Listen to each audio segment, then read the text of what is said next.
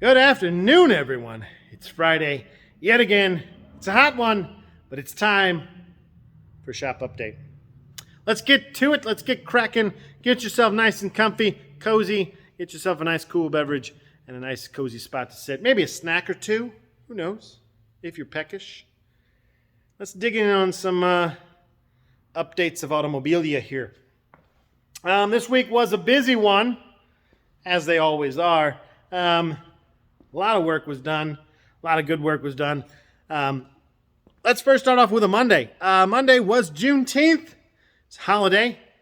And we did come in, but we didn't do a whole heck of a lot of worky work.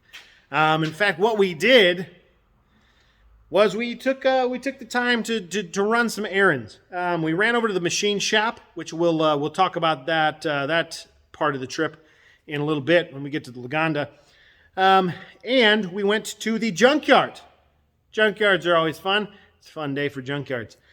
Christian got some good stuff off of a Volvo. He's a big Volvo guy. He got some good stuff off of a Volvo over there that they had. I got something off that same Volvo. I also made the dubious choice to buy a Volvo at one point. And hopefully,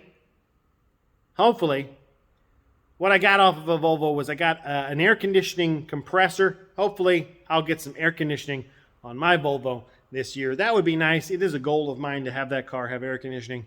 It's hot, and I'm getting old. I don't like windows down anymore. Let's get some AC pumping, okay? It's no longer an optional trait for me. The car's got to have it. It's just how it has to be. It doesn't really. I own a lot of cars that don't have air conditioning, but it's the daily driver. Let's make sure it has air conditioning. Anyway, I also got a couple of parts for the shop truck project. Not only shipped in from Rock Auto, thanks to them, but also I picked up some used parts over at the junkyard as well. Not big stuff. And all of those projects aren't projects that I work on the clock. I work on those, or tend to work on those, try to work on those off the clock. So there's no updates on those. But you will notice there's no Triumph TR3 in this spot anymore. Instead, it's taken up by Laganda LG6 fenders in dubious positions, to be certain. A couple of things that have been sitting around the shop, like this Harbor Freight lathe that isn't good at lathing. I'm not even sure what this contraption is meant for. It has a drill press and a lathe. I don't know, what. Anyway, it's been sitting around the shop, takes some space. I rolled it out of the way, had some other things. Now, I also did some maintenance work here. There's a few things on the grinders way back over here. I mounted them to the floor permanently so they don't move around. I was getting a little dangerous with them moving around. You don't want a grinder to be moving around on you. You don't want that. It can suddenly catch you or fall the wall or whatever. It gets crazy quick, and you don't want that. So, mounted up a couple of grinders there. But there's no Triumph here. So, Tuesday, Triumph got picked up. It left. And we went to the metal store to buy some fancy metal. We bought a couple of pieces of steel for the Defender 90 project, and I'll get to that in a second. Christian bought a couple of pieces of steel for his Honda Monkey motorcycle saddlebag bracket thing. I don't know. I feel like I should have just bought him a saddlebag thing, because it's like, my God, you're making this? Okay, whatever. Not my choice. Anyway, but what we did buy, which is really cool, was we got some fancy copper. I'm going to show you what we did with this in just a second. Let's talk about Defender 90 project. Christian worked on this week. He was making up some sun visor brackets, which I think he started to kind of plan out last week. He got them made up this week. We went to the metal store, bought some metal. He drilled some holes. He ground on some stuff. He painted some things. And I believe they're ready to be mounted up. He's ready to do the headliner as well. It's been sitting over here waiting in the wings for glue, which we'll pick up next week. Monday morning, we'll pick that up. We'll get some glue, and we'll put he'll do the headliner and get everything buttoned up and tacked together on the top side of this vehicle, which will be super nice. We're also going to probably put some sound deadening up top there to help with the noisiness that comes in from the top. So he's got a lot more to do on this. I'll keep you posted. I'll keep you posted. This week, however, what I did, I worked on the Lagonda LG6. You can see that the fenders are gone, and there's some fancy metal on the firewall here. What is this fancy metal? What is this newfangled color of metal? It's copper. We had to do some finishing trim work on the old firewall here. There's a lot of exposed sharp edges. There was some exposed wood because the firewall is actually made out of a piece of plywood, marine grade plywood, that is sandwiched between two pieces of aluminum. And that actually creates the good fire barrier. As good as a 1930s era car would have. Okay, it's by today's standards, it's horrible. It's a horrible, horrible firewall. But by 1930 standards, this thing is the bee's knees. It's the top banana. However, it had some, let me take this off real quick and I'll show you. It had some interesting edges to it. So if we get down in here, you can see that we've got the sandwich here. This is the sandwich. So there's a piece of aluminum, piece of plywood, piece of aluminum. It's all sandwiched together. It's glued and screwed, as we would say. And it does the job. Now, in a lot of cars, it would just be left that way. You would just see the exposed edge, and it's not a big deal. I felt like this car needed a little more pizzazz to it, so I made some finisher brackets, some finisher plates, some finisher trim. I don't know what you want to call it. I don't know what to call it, but it goes on there pretty well. It took me a couple of days to make the stuff. There's a little bit of extra going on here. If you look, there's a strap that kind of goes down the bottom here. And then a piece that kind of goes up the top here, top and bottom. It didn't need those, but I don't know. Part of my schooling in both high school and in college, I took some design classes, and I always just bounce back to those sometimes, and you just think, where's your eye attracted to on certain things? And of course, there's this giant air cleaner that catches your eye immediately. And yes, that's an air cleaner. And then you have the black box over here. This is the regulator and fuse block for the original car. And I don't know. There was something that said, let's put a piece of trim right across the middle of the firewall. It'll look good. Just do it. So I made it up. It didn't take a lot. It required a little shrinking and stretching to do it because it was killing two birds with one stone. Not only was it adding a little bit design-wise, but we had to do a little S-bend in the metal so that we could actually cover up a joint, which is right here. This is a piece of wood that I made up and have stained to match the dashboard. And then this is of course, aluminum firewall cubby box. And there's actually that transition between these two. I kind of wanted to cover it up. I kind of want to hide it. It didn't look good to me. So making that piece of trim, have that little S, and then do a 90-degree bend on it so it comes across the firewall. It brought it all together. Really ties the room together. Nice zen feeling to it. It's lovely. I enjoy it quite a bit. Anyway, we got a lot of work to do still with this car, but I'm knocking it out. One of the other things I did this week was I blew, it's actually in these two totes right here. I blew. I disassembled the carburetors for the Lagonda LG6. We were going to ship those off to Joe Curto. There was kind of a logistic issue with that. Joe is really backed up as it is, and I don't want to get pissed off at Joe Curto. Because he hasn't done anything wrong. To be honest with you, he hasn't done anything wrong, so there's no reason to be pissed off at him. But I know that sometimes stuff falls behind. I fall behind. Projects fall behind. And I didn't want to ship off the carburetors with such a timeline like this. We kind of missed our window on that one with him. So I said, okay, let's bite the bullet. We'll do them in-house. We're going to order up some parts from Joe, though, still, so he's still in the loop to some extent. But the logistic issue wasn't just the timeline on that. The logistics with that was also that Joe doesn't do any in-house paint or coatings. And these carburetors on this LG6 were originally enameled black, which was a common thing for SU carburetors on pre-war automobiles.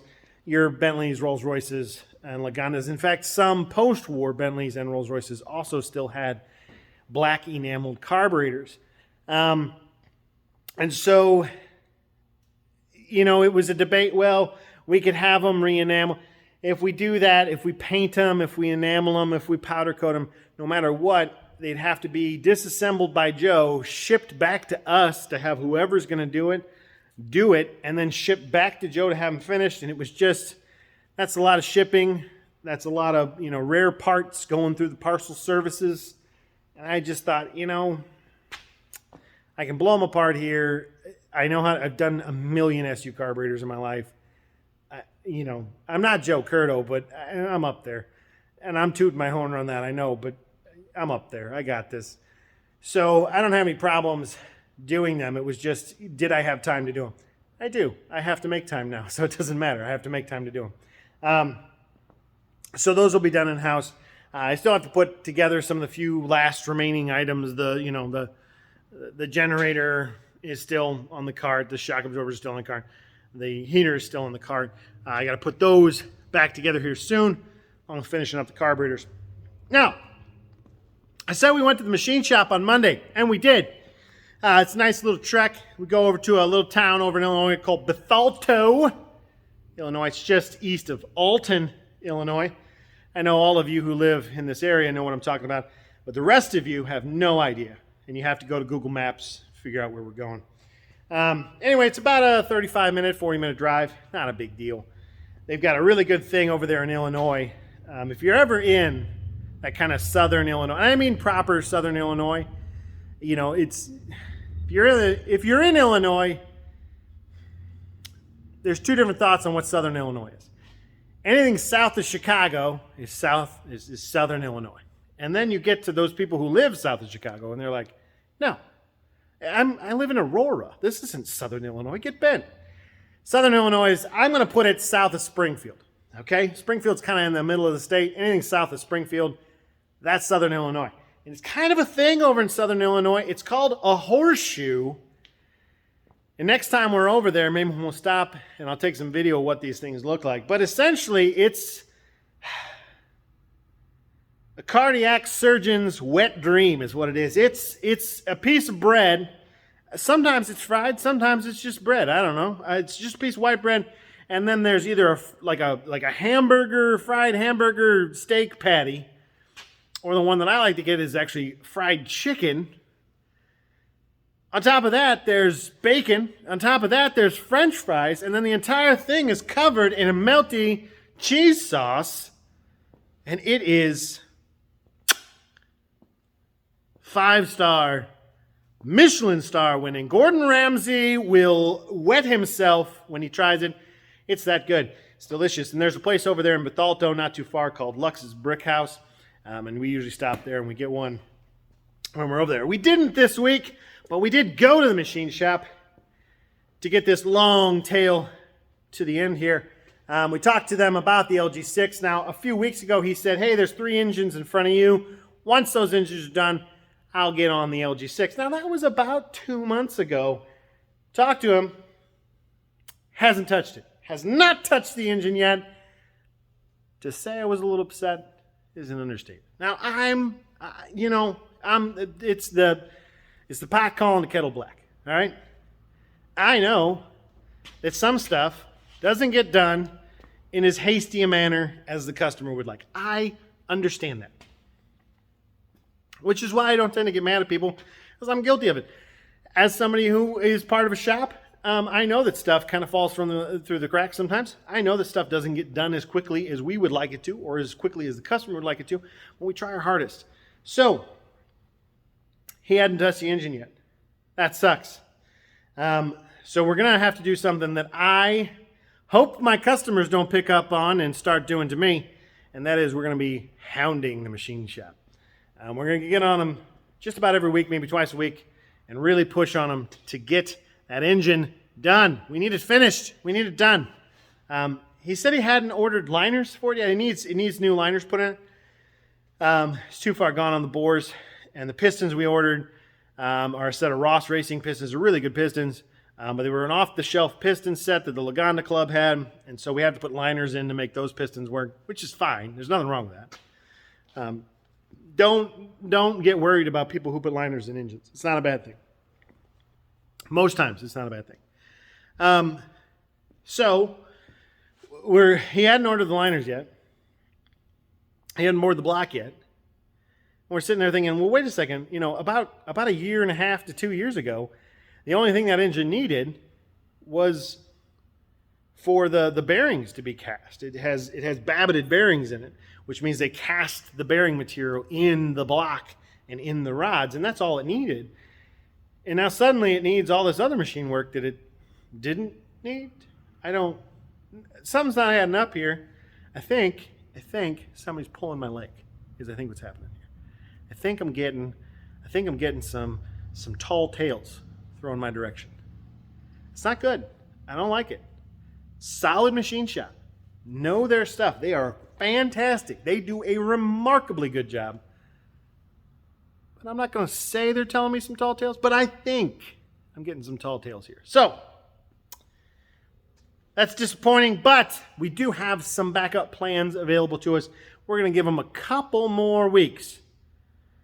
And if he hasn't ordered up the liners next week, if that block isn't in process of being bored next week, we're going to start putting those backup priorities into fruition. From that machine shop in Bethalto, the block and the rods and all that stuff and the crankshaft all have to go to another machine shop in Effingham, Illinois, which is even further east of us. And in Effingham, Illinois, they do the babbiting, and I believe they do the crankshaft grinding as well, which is great. However, if they're backlogged, which they almost always are, we have to then take those Babbitt parts all the way up north to Iowa. We actually met up with a man on the Great Race. We had talked to him before that as well. He was going to help us out with babbiting on this exact same engine the last time we tried to take this to a Great Race event.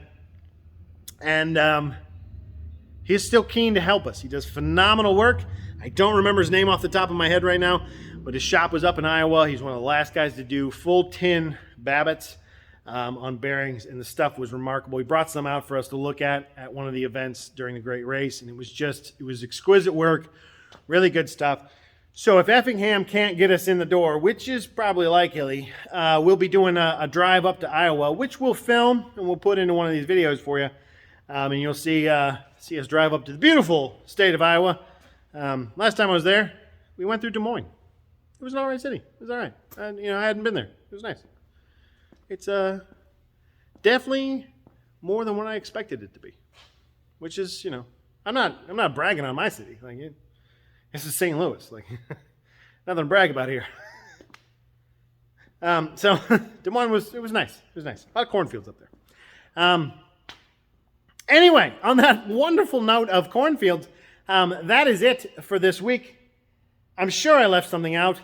Next week, I'll be back on the Lagana again. Christian's going to do some finite work on these copper pieces that I made up. He's going to do some finish work for me. He'll probably also start processing these carburetors and get them all cleaned up and shiny for me. In the meantime, he will, while he's not doing that, he will be doing the headliner on this, and I'm going to hold him to it. He's going to be doing the headliner on this. You need to get it done. I will also be doing more work on this Lagana. I have a bunch more parts that I need to clean up and put back together. That are sitting on various benches here. I also need to get back onto the wiring. Yeah, wiring. It's going to be fun. So, on that note, I will see you all next week. I hope you have a lovely weekend, and I hope you have a lovely week. Bye.